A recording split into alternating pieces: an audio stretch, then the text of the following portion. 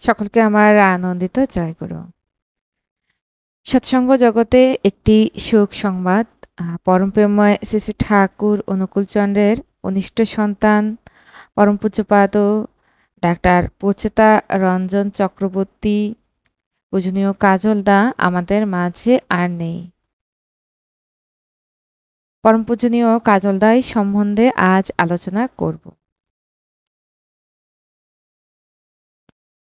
ভাতৃ দ্বিতীয়ার পবিত্র তিথি, শুভ সংযোগের দিন 23শে অক্টোবর 2025 বৃহস্পতিবার, 5ই কার্তিক 1432।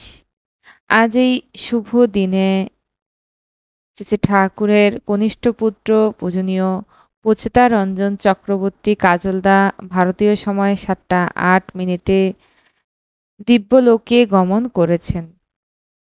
সৎসঙ্গ সমাজে আজ গভীর শোক ও শ্রদ্ধার স্রোত বয়ে চলেছে।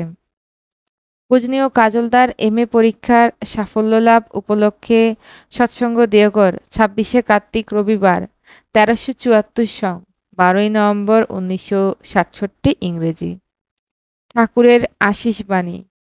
কাজল, মানুষের জীবন তথ্যগুলি সুবিনায়িত তৎপরতায় স্ফটন দীপ্তিতে উচ্ছল হয়ে উঠুক।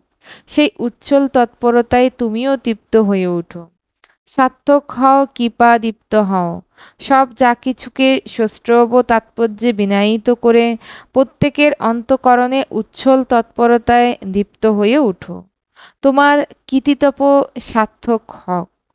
দীপ্ত কীর্তি উজ্জ্বনায় তোমার প্রতি পদক্ষেপ যেন সুদীপ্ত হয়ে দীপালির মুগ্ধ তাৎপর্যে উচ্ছল হয়ে ওঠে।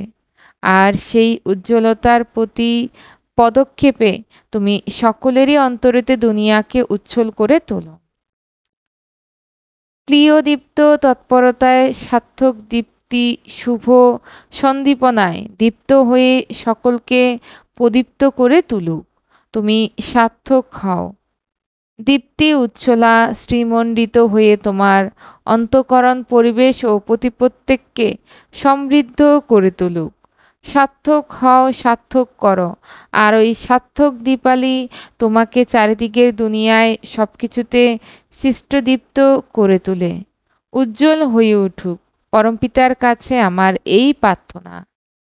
তোমার বাবা পূজনীয় কাজলদার MA পরীক্ষার সাফল্য লাভ উপলক্ষে সৎসঙ্গ দেওঘরে 26শে কার্তিক রবিবার 1374 12ই নভেম্বর 1967 সালে এই আশিস বাণীটি শ্রী শ্রী ঠাকুর দিয়েছিলেন, যেন আজও তা তীব্রভাবে হৃদয়ে প্রতিধ্বনিত হয়।